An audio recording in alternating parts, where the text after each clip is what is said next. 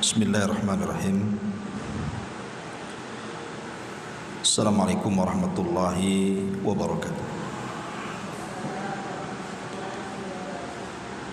Alhamdulillah wassalatu wassalamu ala Rasulillah wa ala alihi wa sahbihi wa mawalah wa la hawla wa la quwwata illa billahi wa ba'd. Alhamdulillah, segala puja dan puji hanya milik Allah subhanahu wa ta'ala. Salawat dan juga salam kita hadiahkan kepada Rasul kita Nabi besar Muhammad sallallahu alaihi wa ala alihi wasallam.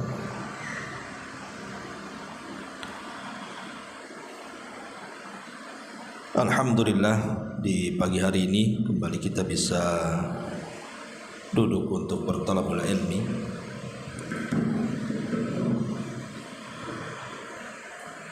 Dan pagi hari ini kita akan membahas sebuah hadis yang dikeluarkan oleh Imam Al-Bukhari dari hadis Abi Hurairah radhiyallahu anhu.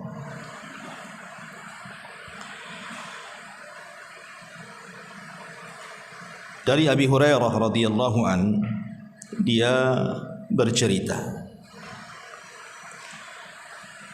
Jadi satu hari, kata Abu Hurairah, Nabi SAW pernah menugaskan aku untuk membayar zakat. Maksudnya zakat fitrah di bulan Ramadan. Lalu ada seseorang yang datang dan menumpahkan makanan, tiba-tiba mengambilnya. Maka aku pun mengatakan sesuatu, wallahi la arfa'annaka ila Rasulillah sallallahu alaihi wasallam. Demi Allah, aku benar-benar akan mengadukan kamu kepada Rasul. Maka tiba-tiba orang ini mengatakan, inni muhtaj wa alayya iyalun wa li hajatun syadidah. Wahai Abu Hurairah, aku ini benar-benar dalam keadaan butuh. Aku memiliki keluarga dan aku pun sangat berhajat kepada makanan itu. Maka kata Abu Hurairah, fa khallaitu anhu, aku pun melepaskannya. Kemudian di pagi harinya dia berjumpa dengan Rasul. Kata Nabi sallallahu alaihi wasallam, ya Abu Hurairah, ma fa'ala asirukal bariha. Wahai Abu Hurairah, apa yang kau lakukan dengan tawananmu semalam? Maksudnya orang yang ditangkap oleh Abu Hurairah karena mencuri zakat fitrah itu. Maka Abu Hurairah mengatakan, ya Rasulullah, syaka hajatan syadidatan wa iyalan farahimtuhu. Orang itu mengadu sesuatu kepadaku, ya Rasul, tentang kebutuhan yang mendesak dan keluarganya yang fakir. Maka aku pun kasihan, maka aku pun lepaskan dia. Maka Nabi SAW mengatakan, amma innahu kadzabaka wa sayud. Kata Nabi SAW, ya Abu Hurairah, dia telah berdusta kepadamu dan nanti malam dia akan datang lagi. Maka kata Abu Hurairah, fa'araftu annahu sayud. Aku tahu karena Rasul sudah ngomong begitu, berarti malam ini akan datang lagi tuh. Karena Rasul sudah ngomong kayak gitu. Maka Abu Hurairah pun mulai menjaga atau berjaga-jaga di malam itu. Rupanya betul, orang yang mencuri kemarin datang pula malam ini dan sama menumpahkan zakat fitrah dan mengambil sesuatu dari makanan itu. Maka dikejar oleh Abu Hurairah, ditangkap lagi. Kemudian Abu Hurairah ngancam lagi dan mengatakan, la arfa'annaka ila Rasulillah. Sekarang kamu tidak mungkin saya lepas, saya akan laporkan kepada Rasul. Tiba-tiba orang ini mengatakan lagi, da'ni fa inni muhtaj wa alayya iyal wa la a'ud. Tolonglah Abu Hurairah, saya ini berhajat dengan makanan itu. Keluargaku miskin dan saya janji saya tidak akan kembali. Fa khallaitu sabilahu, aku pun kemudian melepaskan pencuri itu. Di pagi harinya berjumpa dengan Rasul. Rasul ngomong lagi, ya Abu Hurairah, ma fa'ala asirukal bariha. Abu Hurairah, apa yang dilakukan dengan tawananmu semalam tu? Maka Abu Hurairah mengatakan, ya Rasulullah, syaka hajatan syadidatan wa iyalan farahimtuhu fa khallaitu sabila. Sama alasannya wahai Rasul, dia sangat mengeluh kepadaku karena butuh sekali makanan itu, dan dia punya keluarga miskin. Aku pun kasihan, akhirnya aku lepaskan lagi. Kata Nabi SAW, ama innahu qad kadzabaka wa saya'ud. Sebenarnya pencuri itu berdusta kepadamu wahai Abu Hurairah. Nanti malam pasti datang lagi. Ini ketiga kalinya berarti kan. Maka karena sudah tahu nih nanti malam akan datang, Abu Hurairah berjaga-jaga lagi. Rupanya betul datang lagi dan mencuri lagi, menumpahkan zakat fitrah, kemudian mengambil sebagian makanannya. Maka dikejar Abu Hurairah, maka ketangkap, dan Abu Hurairah ngancam lagi, la arfa'annaka ila Rasulillah. Oh, enggak ada lagi. Ini sudah terakhir, kau udah 3 kali masalahnya. Saya akan laporkan kepada Rasul. Ketika kemudian sudah tidak ada ampun lagi dari Abu Hurairah bahwa dia akan melaporkan kepada Rasul, tiba-tiba orang ini mengatakan, da'ni u'allimuka kalimatin yanfa'uka Allahu biha. Wahai Abu Hurairah, bisa enggak kau lepaskan aku? Nanti ku ajarkan kepadamu beberapa kalimat yang Allah akan memberikan manfaat kepadamu dengan kalimat yang kuajarkan itu. Kemudian Abu Hurairah mengatakan, mahu, apa kalimat itu? Maka orang ini mengatakan, idza awaita ila firashika faqra ayatal kursi, Allahu la ilaha illa huwal hayyul qayyum hatta takhtimal ayat. Kemudian orang ini, pencuri ini mengatakan, apabila engkau beranjak ke pembaringan, kau hendak tidur, baca ayat kursi, Allahu la ilaha illa huwal hayyul qayyum, sampai selesai dia baca ayat kursi itu. Kemudian pencuri ini mengatakan, fa innaka lan yazala alaika minallahi hafizun wa la yaqrabannaka syaitanun. Kalau engkau baca surah ayat kursi ini, maka Allah akan jaga dirimu dan tidak ada satupun setan yang dekat-dekat dengan kamu sampai waktu pagi. Maka tiba-tiba kata Bara, aku pun lepas dia. Fa khallaitu sabilah. Ketika di pagi hari, Rasul ngomong lagi, ma fa'ala asirukal bariyah. Hei Abu Hurairah, apa yang dilakukan oleh tawananmu itu? Maka dia mengatakan, ya Rasulullah, za'ama annahu yu'allimani kalimatin yanfa'unillahu biha fa khallaitu sabila. Rasul, dia mengajarkan beberapa kalimat semalam. Kata dia, kalau ku baca manfaatlah kalimat itu di sisi Allah, maka ku lepaslah dia. Maka kata Rasul sallallahu alaihi wasallam, mahi, apa kalimat yang diajarkan kepadamu itu? Maka kata Abu Hurairah, dia mengajarkan, idza awaita ila firashika faqra ayatal kursi min awwaliha hatta takhtimaha. Apabila kau beranjak ke pembaringanmu, bacalah ayat kursi dari awal sampai akhir. Kemudian dia mengatakan bahwa aku akan senantiasa dijaga Allah dan tidak didekati syaitan.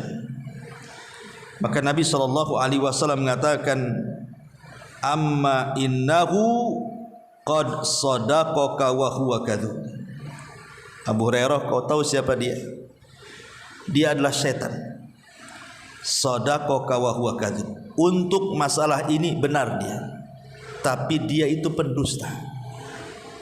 Secara umum setan itu pendusta, tapi khusus ayat kursi yang kau ajarkan, apabila di malam hari kau baca sampai subuh Allah akan jaga dan setan tidak akan dekat, itu benar. Makanya Rasul mengatakan sadaqaka wa huwa kadzub. Dia benar dalam masalah ini, tapi ingat, setan itu pendusta. Taibasyiral muslimat yang dimuliakan Allah Subhanahu wa taala. Ada hadis lain yang menunjukkan tentang keagungan ayat kursi ini, di mana dikisahkan dari Ubay ibn Ka'ab radhiyallahu an. Ubay ibn Ka'ab radhiyallahu an. Jadi Ubay ibn Ka'ab ini satu hari berada di masjid. Kemudian Nabi SAW datang kepada beliau menanyakan soal ayat yang paling agung dalam Quran. Kata Nabi, ya Abal Mungdir, atadri ayyu ayati min kitabillahi ma'aka a'zam. Wahai Aba Mungdir, ini kunyah daripada Ubay ibn Ka'ab. Tahu enggak ayat dalam Quran yang paling agung menurutmu? Ingat, Ubay bin Ka'ab ini sahabat yang dilebihkan dalam Quran, dan direkomendasi Rasul untuk para sahabat mengambil Quran dari dia. Ubay bin Ka'ab ini, makanya di masa Umar, ketika Umar menghidupkan taraweh 1 bulan, yang jadi imam siapa? Ubay ibn Ka'ab. Dia mengimami manusia di masa Umar 23 rakaat. Jadi karena Rasul tahu bahwa Ubay ini dilebihkan oleh Allah dari segi Quran, makanya dia memiliki keistimewaan, sampai-sampai namanya disebut-sebut di sisi Allah Subhanahu wa taala. Ketika Nabi SAW satu hari memanggil Ubay dan mengatakan, ya Ubay, Allah memerintahkan aku untuk membacakan kepadamu surah Al-Bayyinah. Kemudian Ubay mengatakan, as-samanillah, apakah Allah menyebut-nyebut namaku wahai Rasul? Iya. Maka Ubay pun menangis, saking senangnya. Kok bisa orang sepertiku disebut-sebut Allah, padahal banyak orang yang lebih utama dibandingkan aku, kata Ubay. Di sana ada Abu Bakar, Umar, Utsman, Ali, kenapa aku gitu? Ya. Sekali lagi, karena dilebihkan dari Al-Quran. Makanya satu hari Rasul ketika di masjid menghampiri Ubay dan mengatakan, ya Abal Mungdir, wahai Abal Mungdir kunyahnya, atadri ayyu ayatin minal kitabi ma'aka a'zam. Tahu enggak ayat yang paling utama dalam Quran itu? Maka sebagai adab seorang penuntut ilmu, Ubay mengatakan, Allah wa rasuluhu a'lam. Allah dan Rasulnya yang tahu. Tapi Rasul terus saja menekan Ubay supaya Ubay menjawab. Akhirnya Ubay pun mengatakan,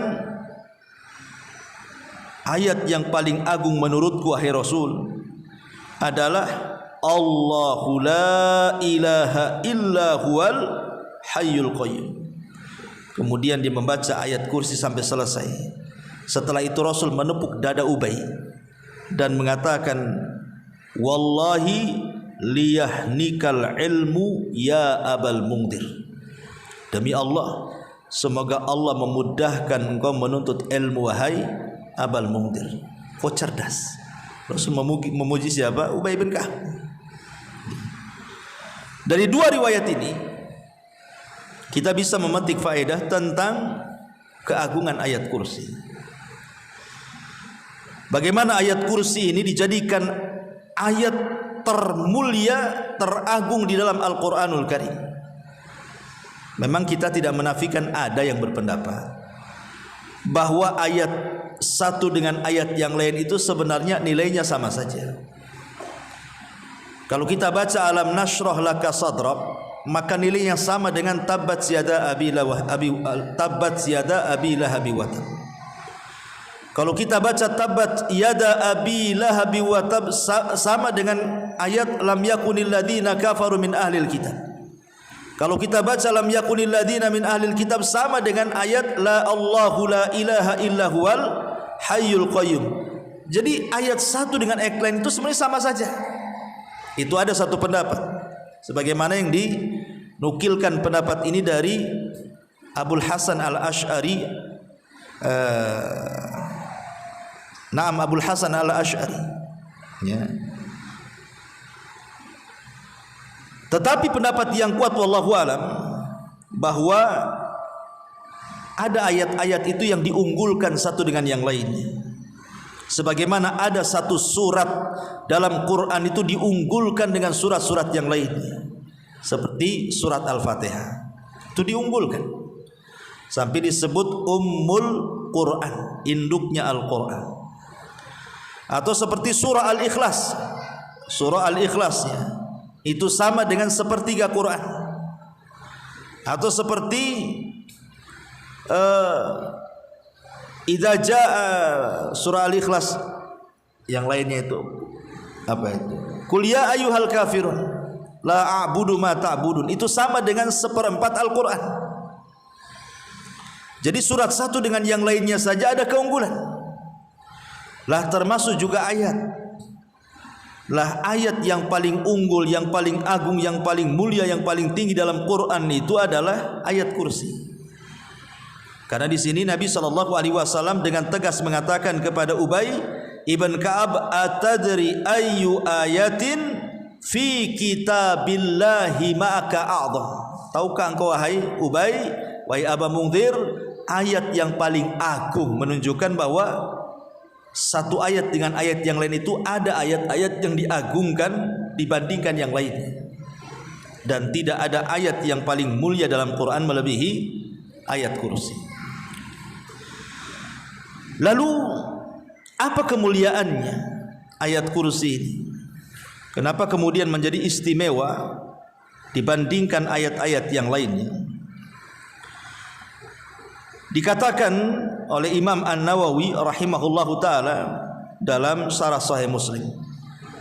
Beliau mengatakan, qala al-ulama innama tamayyazat ayatul kursi bi kauniha a'zam lima jama'at min usulil asma'i was sifati minal ilahiyyati wal wahdaniyati wal hayati wal ilmi wal maliki wal qudrati wal iradati wa hadhihi as-sab'atu usul al asma'i was sifat. Kata Imam Nawawi dalam kitab Syarah Muslimnya, dia mengatakan, kenapa ayat kursi itu diunggulkan dari ayat-ayat yang lain? Karena dalam ayat kursi ini terkumpul padanya sumber-sumber nama-nama dan sifat. Sumber-sumber nama-nama dan sifat ketuhanan,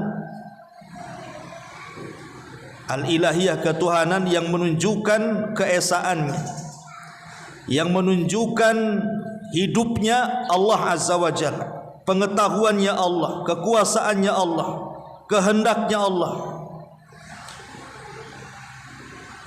Dan ini merupakan keistimewaan besar yang tidak ada pada ayat yang lain. Karena di situ ada usul asma dan sifat itu. Dalam ayat ini tidak ada, hanya ada di ayat kursi. Dan ayat kursi ini sebagai jawaban orang yang bertanya, siapa Tuhan? Kalau ibu ditanya, siapa Tuhan ibu? Maka jawabannya, Allahu la ilaha illa huwal hayyul qayyum, sampai selesai. Itulah Allah. Itulah Allah disebutkan dalam 10 poin dalam ayat kursi itu. Ma'asyiral muslimat yang dimuliakan Allah Subhanahu wa taala. Apa 10 poin itu? Karena begini ya, syaraful ilmi ala syarafil ma'lum.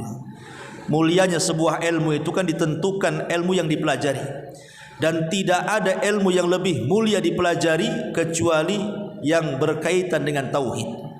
Dan ayat kursi ini bicara tauhid dari awal sampai akhir. Makanya mulia sekali karena isinya adalah pengenalan kita terhadap tauhidullah azza wajalla. Secara singkat kita baca tafsirnya saja, singkat-singkat saja karena waktu juga. Allah Subhanahu wa taala mengatakan, a'udzu billahi minasyaitonir rajim, bismillahirrahmanirrahim. Allahu la ilaha illa huwal hayyul qayyum. La ta'khudhuhu sinatun wa la nawm. Lahu ma fis samawati wa ma fil ard. Man dzal ladzi yashfa'u indahu illa bi idnihi. Ya'lamu ma baina aydihim wa ma khalfahum.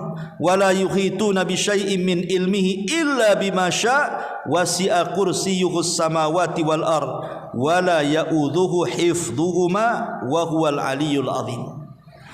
Di sini ada 10 pembahasan. Semua bicara soal tauhid.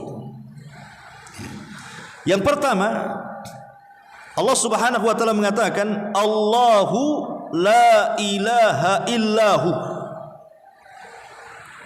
Allah, dialah yang tidak ada sesembahan yang berhak disembah kecuali Dia. Kalimat tauhid yang biasa kita baca adalah la ilaha illallah. Allah dibelakangkan.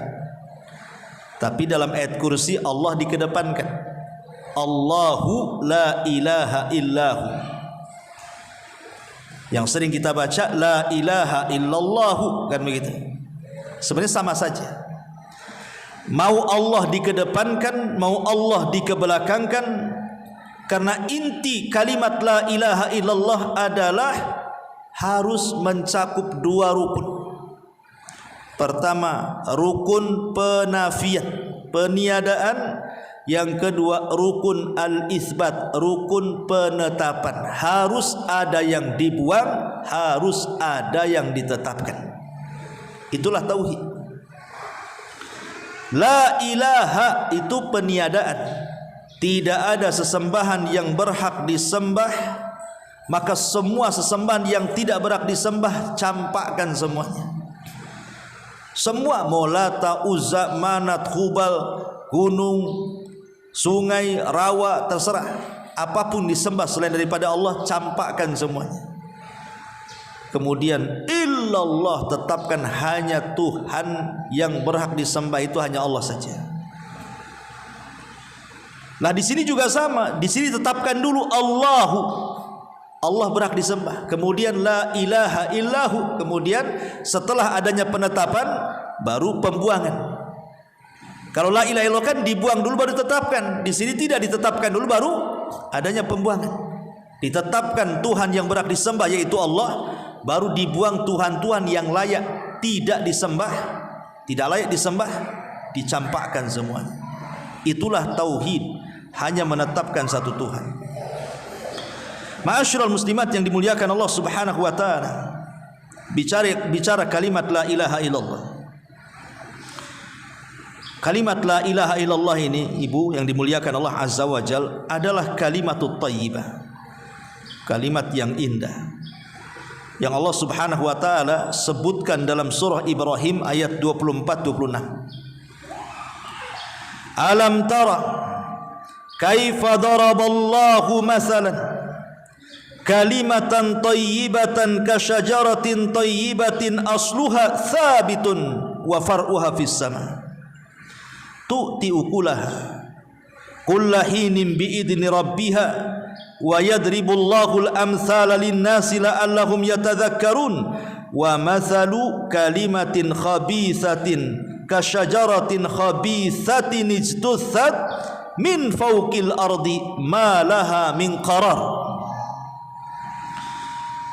Tidakkah kamu perhatikan bagaimana Allah telah membuat perumpamaan kalimat yang baik, maksudnya kalimat la ilaha illallah.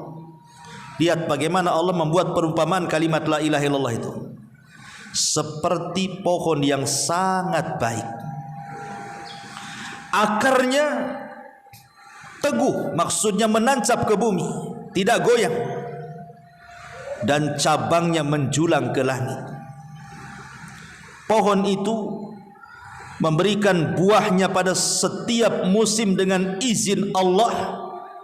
Allah membuat perumpamaan-perumpamaan itu untuk manusia supaya mereka selalu ingat. Maknanya apa? Maknanya ketika Allah Subhanahu wa taala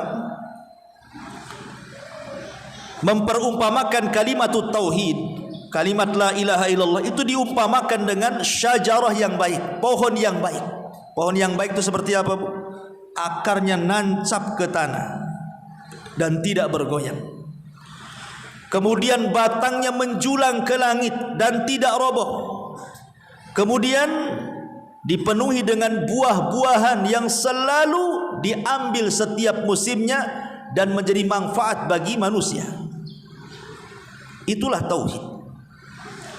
Itulah tauhid, kata para ulama. Tauhid ini diumpamakan dengan pohon, maksudnya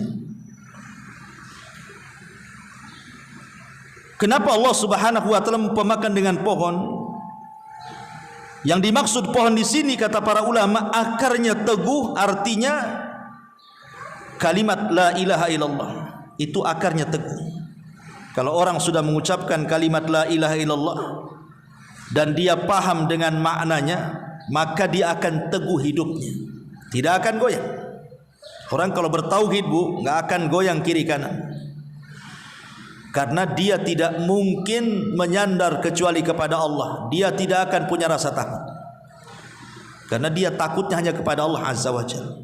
Dia tidak akan mengeluh, karena dia sudah ada tempat keluhan Allah Azza wa Jalla. Dia tidak akan bersandar, karena sudah ada tempat bersandar kepada Allah Azza wa Jalla, zat yang maha kaya, yang maha kuat, yang maha perkasa, yang maha segala-galanya.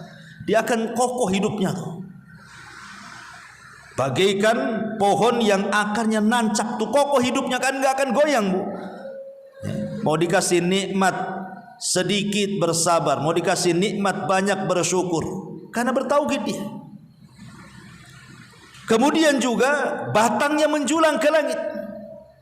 Maksudnya batangnya menjulang ke langit di sini bahwa ketika kokoh tauhidnya, maka seorang yang beriman, yang sudah bertauhid kepada Allah Subhanahu wa taala, maka tauhid itu diaplikasikan dalam bentuk amalan. Setelah kokoh tauhidnya, maka dia pun mulai beramal saleh. Dampak daripada kekokohan tauhid itu kemudian berbuah.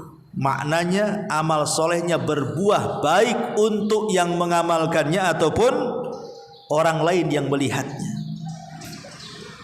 Itulah orang yang bertauhid. Orang bertauhid di mana saja, Bu, hidupnya manfaat.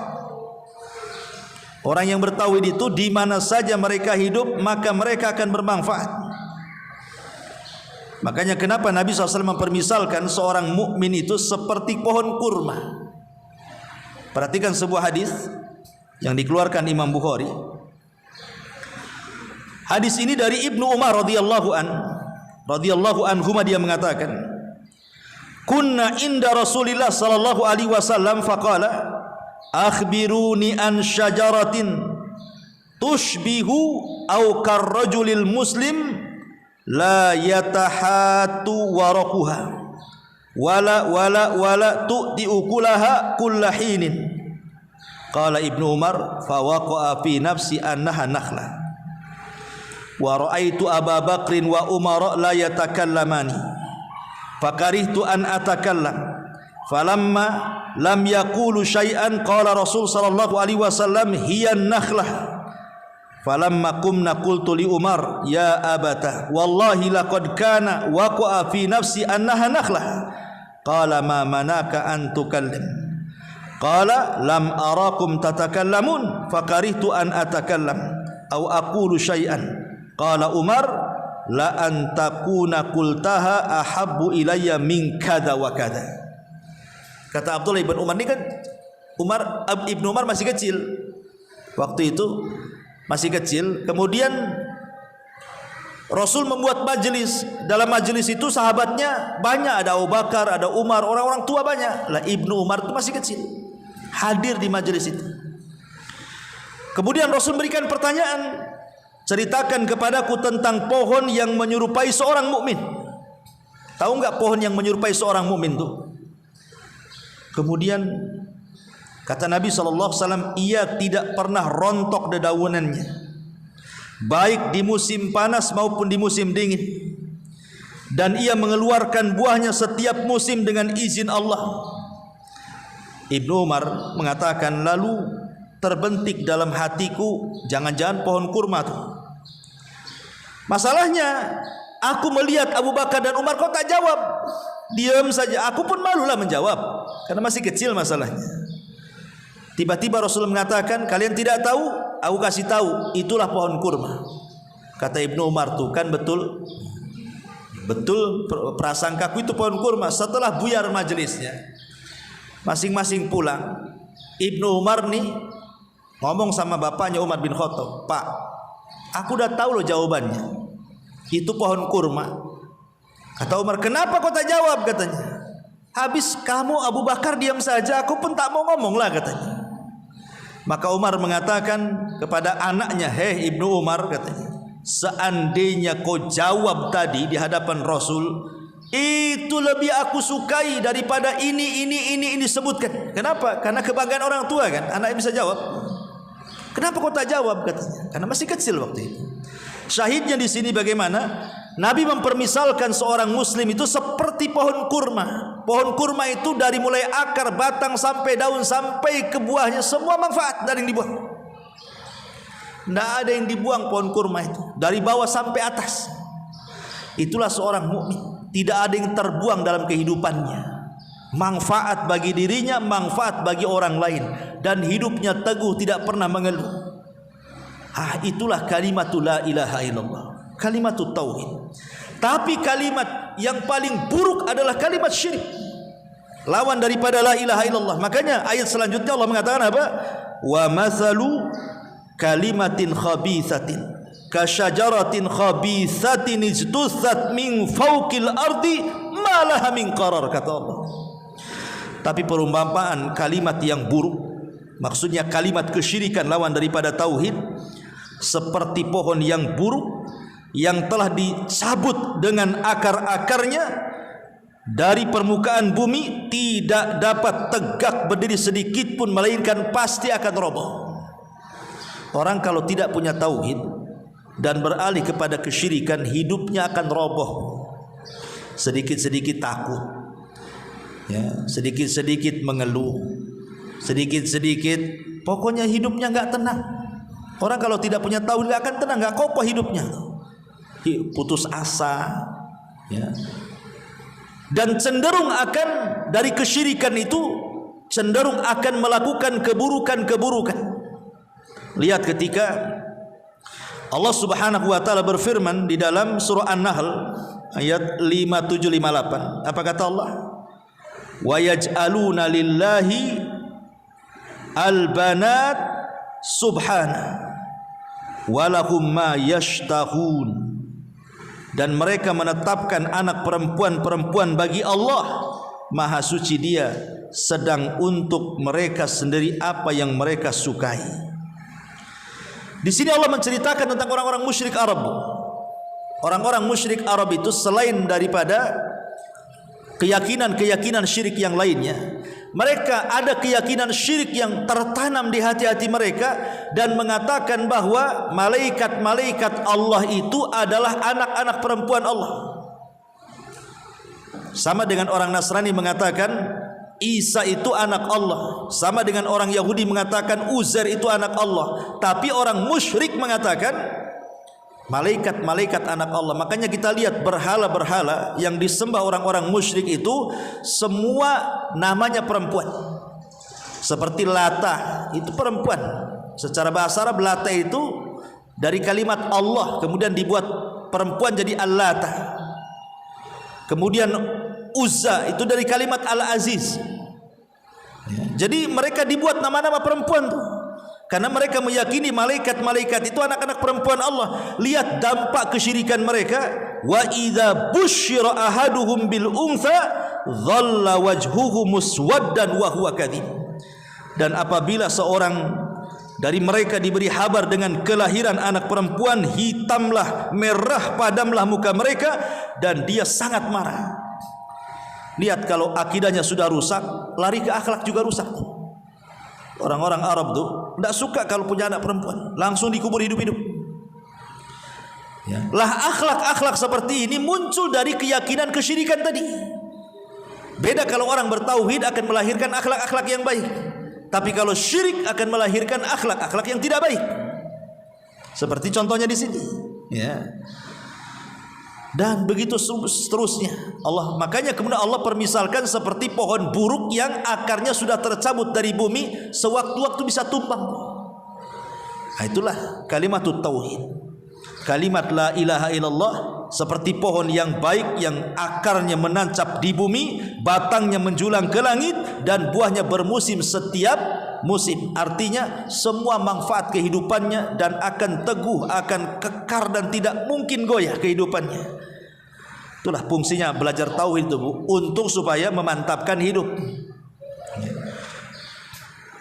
Ini yang pertama, Bu, kalimat la ilaha illallah. Allahu la ilaha illa hu, dan faedah la ilallah sudah sering saya jelaskan.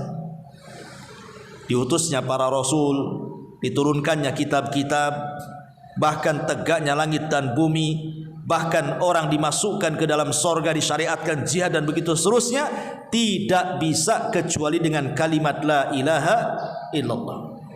Ini yang pertama. Kemudian yang kedua, Allahu la ilaha illa huwal hayyul qayyum. Al-hayyu al-qayyum. Al-hayyu al-qayyum, kalimat al-haydul, yang maha hidup.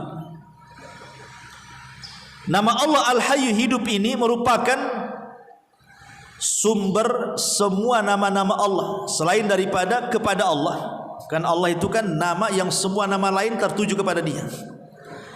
Makanya tidak boleh kita mengucapkan la ilaha illa rahman, la ilaha illa al-aziz, tidak boleh.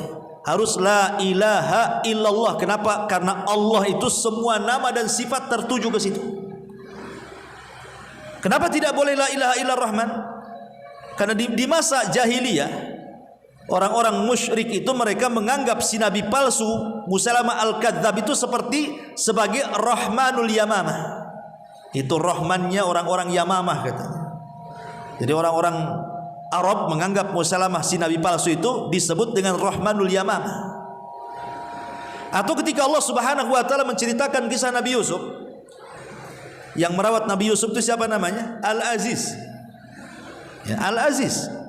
Berarti kalau kita katakan la ilaha illa rahman atau la ilaha illa al-aziz, bisa saja Rahman itu bukan Allah, bisa saja Al-Aziz itu bukan Allah, kan begitu.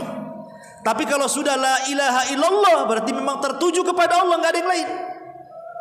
Makanya kenapa kemudian kalimat Allah itu sumber dari semua nama-nama dan sifat Allah, tertuju kepadanya. Dari 99 nama yang kita ketahui, sumber masdarnya adalah dari kalimat Allah.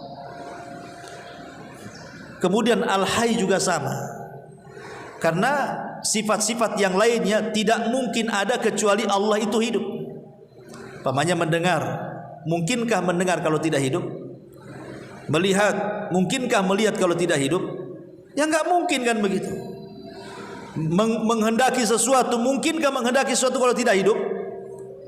Jadi kalimat hidup ini juga sumber dari semua nama-nama Allah, kembali ke kalimat hidup juga tuh. Karena Allah tidak mungkin Al-Alim, tidak mungkin Al-Basir, tidak mungkin As-Sami kalau tidak Al-Hayy, kalau Dia tidak hidup. Dan Allah Subhanahu wa taala mengatakan di dalam surah Al-Insan, hal ata 'alal insan hinum minad dahri lam yakun syai'an madhkura. Hal ata 'alal insan, tidakkah datang kepada manusia di mana tidak ada satupun yang di alam semesta ini tersebutkan namanya. Karena ketika itu tidak ada makhluk kecuali Allah.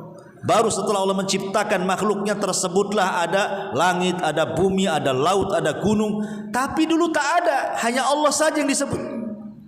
Makanya dalam hadis Bukhari, Nabi mengatakan kana Allah walam yakun syai'un ghairuhu. Allah sudah ada dan tak ada apapun selain Dia. Jadi sebelum ada makhluk Allah sudah ada tuh. Belum ada apapun Allah sudah ada. Karena Allah itu tidak seperti malaikat, tidak seperti manusia, tidak seperti jin, tidak seperti makhluk yang lainnya yang didahului ketidakadaan kemudian dibuat ada.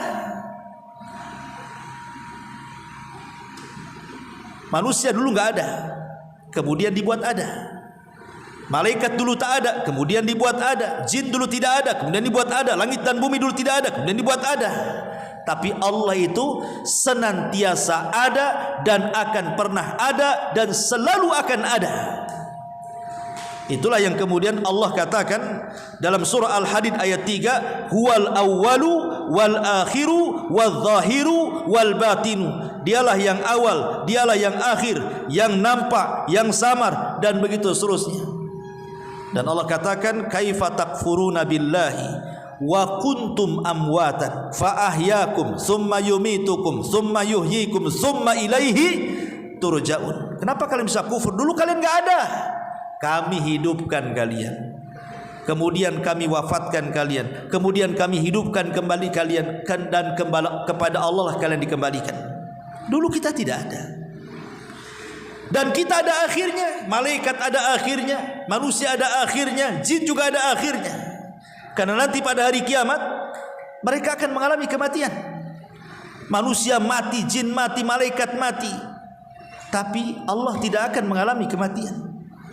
Manusia, makhluk yang lain, bahkan alam semesta juga akan mengalami kehancuran kecuali yang Allah kecualikan. Adapun kekekalan sorga, sorga awalnya tidak ada, kemudian Allah ciptakan, tiba-tiba menjadi kekal. Berarti kekalnya sorga kalau gitu sama dong dengan kekalnya Allah. Beda. Kalau kekalnya Allah tidak berhajat kepada siapapun, tapi kekalnya sorga berhajat kepada yang mengekalkannya. Siapa yang mengekalkan sorga? Allah. Kalau berkehendaki Allah tidak kekal, sorga tidak kekal, bisa saja Allah buat kayak gitu kan. Allah buat sorga tidak kekal, tapi Allah berkehendak sorga itu kekal. Berarti kekalnya sorga berhajat kepada kekekalan Allah, tapi kekekalan Allah tidak berhajat kepada kekalnya sorga, karena Allah yang membuat kekalnya sorga. Si bulak balik aja nih Ustaz, paham kan? Ya kurang lebihlah seperti itu. Ya. Ma'asyiral muslimat yang dimuliakan Allah Subhanahu wa taala. Makanya Nabi SAW pernah berdoa seperti ini, Allahumma antal awal falaysa qablaka syai'un, wa antal akhir falaysa ba'daka syai'un, wa antal zahir falaysa fawqaka syai'un, wa antal batin falaysa dunaka syai'un. Ya Allah, Engkau adalah yang awal, maka tidak ada sebelummu satu apapun. Ya Allah, Engkau adalah yang akhir, maka tidak ada setelahmu sesuatu apapun.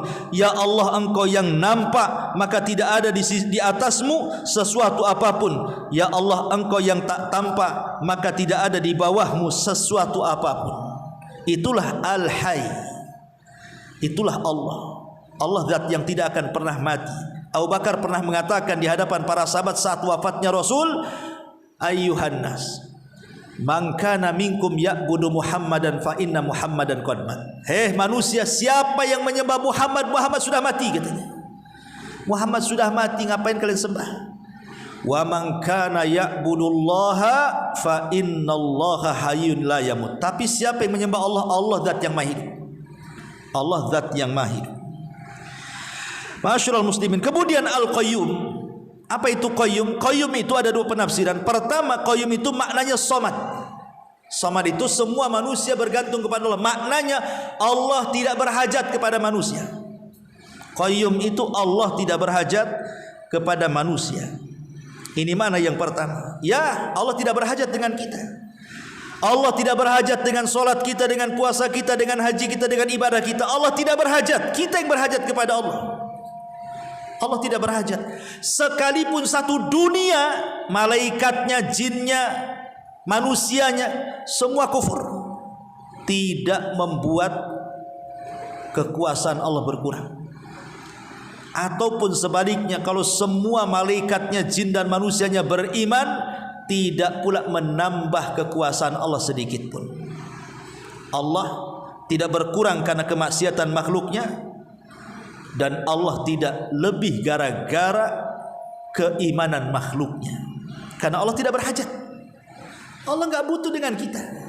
Itu makna somad. Makna al-qayyum. Makna yang kedua, dan ini yang dikuatkan banyak para ulama, makna al-qayyum itu artinya Allah mampu memberikan semua hajat makhluk-makhluknya. Kalau satu dunia berkumpul di satu tempat, kemudian masing-masing meminta disesuaikan dengan permintaannya. Yang satu mengatakan, ya Allah saya minta mobil. Yang satu mengatakan, ya Allah saya minta minta rumah. Yang satu mengatakan, saya minta sembuh, saya minta ini, saya minta kaya. Macam-macamlah disebutkan. Satu dunia kalau seandainya mereka meminta kepada Allah, kalau mereka sa'aluni kulla mas'alatin, meminta kepadaku semua masalahnya, satu dunia itu. Apa kata Allah Subhanahu wa taala dalam hadis qudsi itu? Allah mengatakan, fa'ataitu, maka aku akan beri kulla mas'alatin, setiap fa'ataitu kulla sa'ilin mas'alatahu, maka aku akan beri kepada setiap orang yang meminta setiap permintaannya. Kemudian kata Allah dalam hadis kursi, dia mengatakan, illa kama law anna ahadakum marra bil bahri faghamasa fihi ibratan thumma rafa'aha ilaihi dzalik. Maka pemberian Allah itu seperti ibu ambil jarum, kemudian datang ke lautan, kemudian jarumnya ditojros ke lautan, kemudian diangkat lagi. Di situ ada satu tetes di ujung jarum tuh. Lah satu tetes itulah cukup memberikan semua permintaan manusia satu bumi. Kalau boleh, makanya ulama mengatakan, kalau seandainya mungkin para sahabat, para tabi'in melihat kita hari ini, boleh jadi mereka mengatakan bahwa kita orang-orang akhir-akhir zaman ini lebih mengejar yang sedikit, yang satu tetes di ujung jarum itu, dibandingkan lautan yang terbentang-bentang sana. Ya. Artinya surga itu sudah jelas. Dunia ini hanya satu tetes di ujung jarum. Kenapa itu pula yang dikejar? Dunia loh, itu cuma satu tetes. Surga itu bagaikan lautan.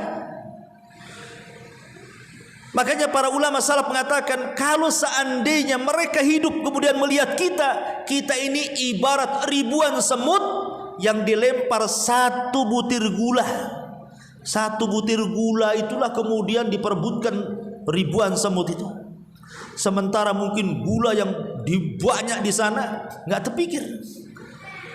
Makanya kenapa manusia itu terlampau cinta dengan dunia dan tidak terpikir mau akhirat?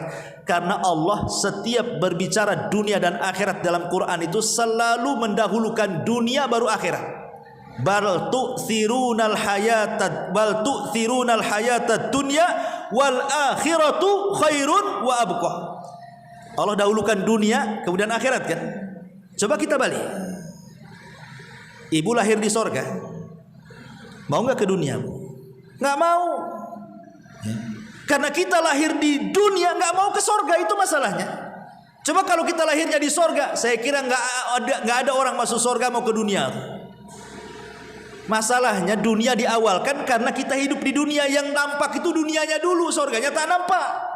Makanya kita lebih cinta dunia karena tak nampak sorga itu. Coba kalau seandainya kita lahir di sorga, nggak mungkin ibu mau ke dunia.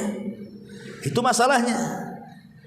Nah inilah yang kemudian kita diajarkan bahwa Al-Qayyum itu Allah mampu memberikan segala hajat kebutuhan semua makhluknya, manusianya, jinnya, malaikatnya, binatangnya, tumbuh-tumbuhannya, dan begitu seterusnya. Itulah Al-Qayyum. Ya. Kemudian yang ketiga, Allahu la ilaha illa huwal hayyul qayyum la ta'khuduhu sinatun wala naum. Dan Allah Subhanahu wa taala tidak mungkin tersentuh dengan sina, ngantuk, wala naum, apalagi tidur. Ngantuk aja tidak, apalagi tidur. Logika Bu, kalau ibu pulang dari sini yang naik motor, ya Bu, ibu ngantuk, terobos saja jalan tuh, kira-kira nabrak nggak? Ya, pasti nabrak. Yang lebih parah lagi, ibu tidur saat nyetir, saya jamin Bu, bangun tuh mungkar nakir depan ibu tuh. Pasti celaka kan? Orang kalau ngantuk nyetir, oh nabrak-nabrak Bu. Apalagi tidur, bukan nabrak, bukan ini, matilah kita dibuatin di situ. Maknanya kita manusia ketika sedang ngantuk, sedang tidur saja kita tidak stabil untuk mengatur setir mobil, setir motor itu. Tidak bisa. Ibu lagi masak ngantuk, tertumpah garam satu, asin semua tuh. Lagi ngantuk. Karena saya pernah juga dulu jadi koki di pondok itu. Kita tidak bisa membedakan mana micin, mana sari gula tuh. Modelnya kayak micin. Saya pikir itu micin, saya tumpah manis semua. Rupanya sari gula. Sampai masak lagi akhirnya. Ya. Karena ngantuk, masaknya ngantuk. Ya jadi gitu, jadinya maunya asin jadi manis semua. Lah bayangkan kalau seandainya Allah yang ngantuk, Allah yang tidur. Ini Allah ini yang mengatur alam semesta. Apa enggak tabrak-tabrakan tuh planet tilang itu? Pasti masalah gitu. Walillahil masalul a'la. Makanya ada sebuah riwayat Nabi Musa alaihi salatu wasallam. Riwayat ini disebutkan oleh Ibnu Katsir dalam tafsirnya. Walaupun beliau mengatakan bahwa riwayat ini sebenarnya lemah, bahkan mungkar. Tapi kita ambil ibrahnya. Jadi Nabi Musa ini bertanya kepada malaikat, apakah hal yanamu rabbuna? Apakah Allah itu tidur? Jadi malaikat diutus oleh Allah Azza wa Jalla untuk membawa dua bejana. Disuruh Nabi Musa memegang dua-duanya, suruh berdiri lama. Kemudian setelah berdiri lama, bejana itu diberikan air. Jadi satu mangkok taruh sini, satu mangkok taruh sini, kemudian dikasih air, agak berat sedikit. Kemudian Musa disuruh begini terus-terusan. Kata Musa, sampai kapan wahai malaikat? Sudah kau berdiri saja seperti itu. Akhirnya lama berdiri, ngantuk Musa itu. Ketika ngantuk, satu bejana sebelah kiri tumpah. Karena ngantuk. Tinggal satu, dia berusaha pokoknya, akhirnya tertidur. Tumpah dua-duanya. Nah itulah kalau ngantuk sama tidur. Ngantuk saja pecah, apalagi tidur. Ya. Seolah-olah ini Allah ingin mengatakan kepada Musa, ya Musa, kalau aku ngantuk, apalagi tertidur, sama kayak gitu tuh kejadiannya tuh. Kau pegang mangkok, kau jatuh satu, tidur jatuh dua-duanya. Hancurlah alam semesta ini. Allah tidak pernah tersentuh ngantuk apalagi tidur. Sebab kalau Allah sampai tersentuh ngantuk apalagi tidur, ini bahaya, Bu. Ibu berdoa nih, ya Allah, berikan saya anak banyak. Allahnya ngantuk, salah dengar. Ya, dikira tak mau anak, nggak dikasih sama Allah. Namanya orang ngantuk, salah dengar. Apalagi lagi tidur, ibu berdoa tengah malam, Allahnya lagi tidur. Ya orang tidur nggak tahu ibu minta apa kan? Kok nggak dikabul-kabulkan ini? Nah, ini kan masalah jadinya. Dan makanya kemudian sifat ngantuk dan tidur itu tidak sempurna bagi Allah. Dan itu hanya sempurna bagi makhluk. Makhluk itu terbalik. Kalau tidak ngantuk, tidak tidur, nggak sempurna, pasti wajib ke rumah sakit beli obat ngantuk. Itu manusia. Coba saja Bu, 5 hari ibu tak tidur, pasti ke rumah sakit, minta obat tidur. Ya. Tapi Allah itu berbeda sifatnya dengan kita. Sifat Allah itu sempurna. Justru tidak ngantuk, tidak tidur bagi Allah sempurna, tapi bagi kita tidak sempurna makhluk. Nah, makanya disebut Allah mengatakan tidak sinatun, tidak juga naum. Kemudian Allah mengatakan selanjutnya Hayyul Qayyum la ta'khudhuhu sinatun wala naum. Nah, itu sudah keempat ya. Allahu la ilaha illahu Al-Hayyul Qayyum la ta'khudhuhu sinatun wala naum lahu ma fis samawati wa ma fil ardh. Bagi Allah kepunyaan langit dan bumi. Ma'asyiral muslimat yang dimuliakan Allah Azza wa Jalla. Walillahi ma fis sama. Walillah, li di sini kata ulama tafsir sepakat bahwa di sini lil milki. Artinya li yang memiliki makna semua langit dan bumi itu kepunyaan Allah. Tidak ada secuil di langit dan bumi itu Allah berserikat dengan makhluknya. Tidak ada. Langit dan bumi itu mutlak kepunyaan Allah. Tidak ada secuil yang di alam semesta ini kecuali milik Allah. Kita tidak berserikat sedikit pun di situ. Sampai kita sendiri milik Allah. Badan ibu itu milik Allah. Makanya tidak boleh ibu potong jari itu. Karena itu bukan milik ibu. Umpamanya ambil pisau kemudian dipotong satu ruas. Nggak boleh, berdosa Bu. Kita memotong jari kita ini bukan jari kita milik kita. milik Allah. Berarti zalim kepada Allah Azza wa Jalla memotong jari kita. Karena semua milik Allah. Pertanyaannya, kenapa Allah Subhanahu wa taala menciptakan langit dan bumi? Apa hikmahnya? Buat apa Allah menciptakan langit dan bumi itu? Maka Allah Subhanahu wa taala sebutkan hikmah di balik penciptaan langit dan bumi. Ibu perhatikan surah An-Najm 31. Walillahi ma fis samawati wa ma fil ard liyazziyal ladzina asa'u bima amilu wa yazziyal ladzina ahsanu bil husna. Dan dialah